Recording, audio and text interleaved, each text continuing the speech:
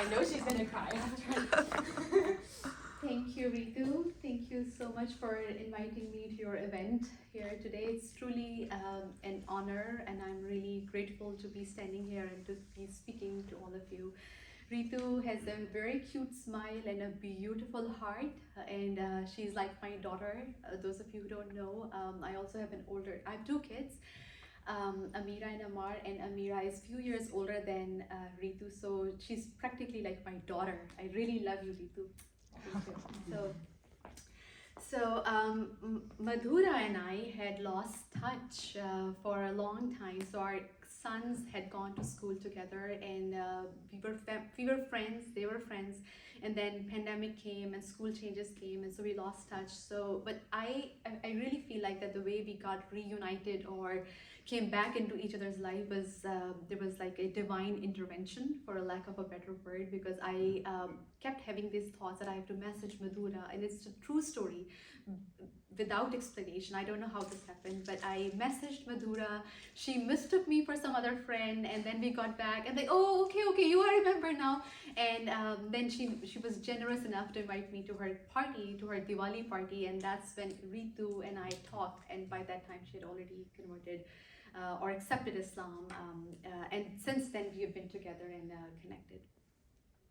So as Ritu mentioned, I grew up, born and raised in Pakistan, in the city of Lahore, and I migrated to US about 20 years ago. And when I came to US, I came as a Muslim kid. Looking back now, 21 years ago, every teenager, late teenager parents to late teenager kids know that your kids are still kids, because looking back at my age at that time, I was still a kid, but still mature enough, young adult enough to be able to carry on with my life.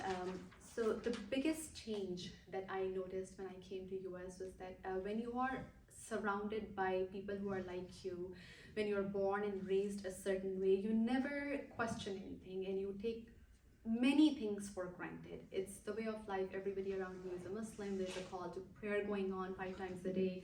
People are praying, worshiping, going to masjids or mosques, or fasting for a month. It's just like the way of life. There is nobody ever asks any question about it.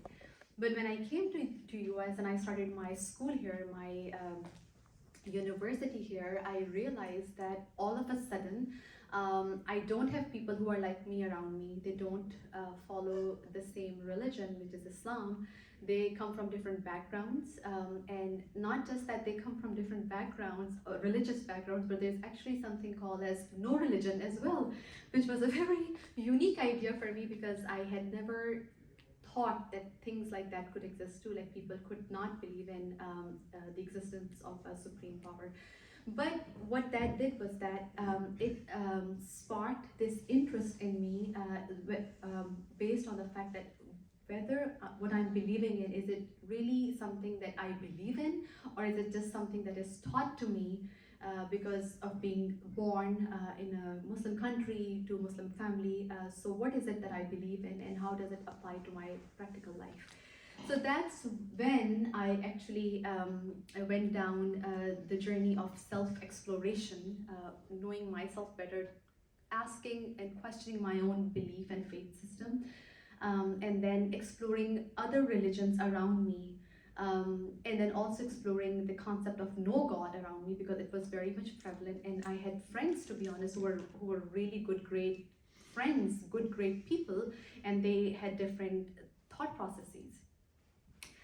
And this is a long story, a year-long journey of this exploration and doing a study of comparative religions, and finding out more about every religion. And I'm not going to stand here and say that I nailed every single religion, because every doctrine in and of itself is very lengthy and very dense. But what I can say is that my conclusion was that the foundations of every religion are different, but morals, values, and ethics in pretty much all religions in the world is the same. So that was a common factor that brought myself closer to people of different faith.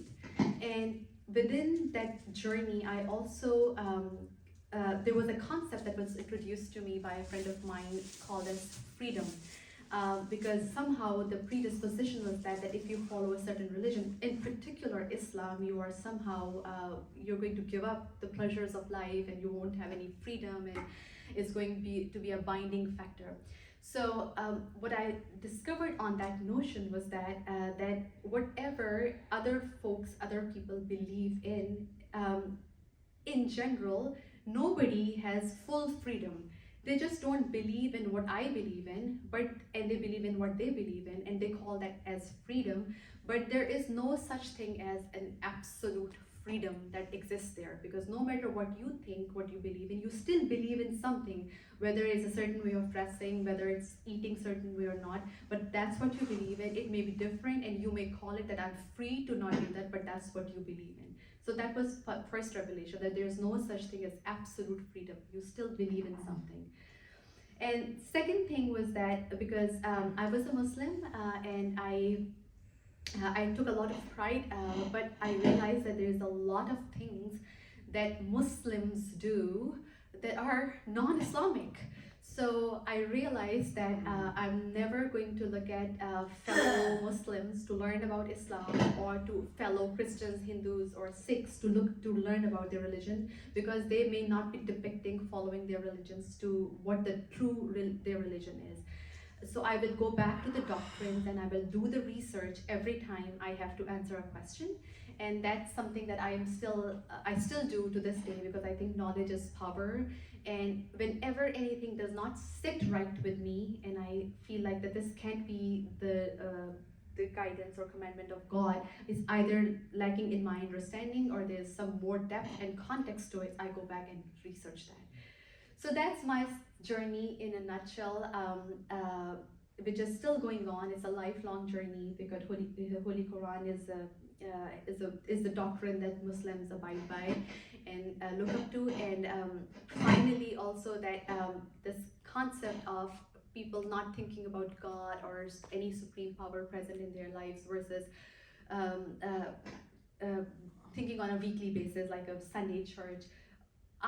We are thinking about God not weekly, not monthly, not yearly, but on a daily and on an hourly basis, because we have to pray 5 times. So it brought a lot of support, strength in me, and in many endeavors of my life where I felt like that I am by myself, by strengthening my faith in God, I never feel alone. It always gives me support and encouragement that when God created all of us, He did not just create us to be just alone in this world. He's always got our back.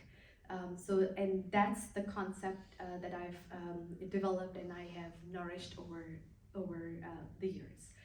And I try to instill that and those good morals, values, and ethics, and the core teachings to my kids, and teach them to be not judgmental, be open-minded, and always be at the best of, exhibit the best of character.